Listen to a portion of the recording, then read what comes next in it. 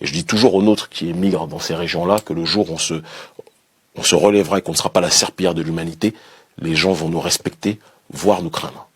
Mais c'est à nous d'effectuer le premier travail. Et je reviens à ce que je te disais au départ, une civilisation est détruite par l'extérieur que si elle est rongée de l'intérieur. Donc, je ne fais pas partie des gens qui disent « Oh, des victimisés au Maghreb », je dis aux nôtres, retroussons-nous les manches, autodéterminons nos pays, faisons de nos pays des puissances. Il y a quelques années, la Chine était moquée de tout le monde.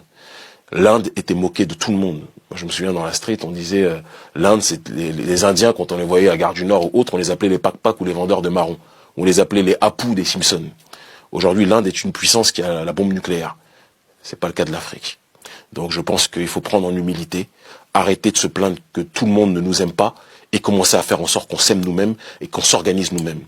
Je dis, Africain, arrête de penser que c'est l'aide au développement, entre guillemets, française qui va t'aider. Africain, cultive ta terre. Africain, porte tes couilles. Et quand je dis Africain, je parle pas de l'Africain que du continent, je parle aussi de l'Africain de la diaspora.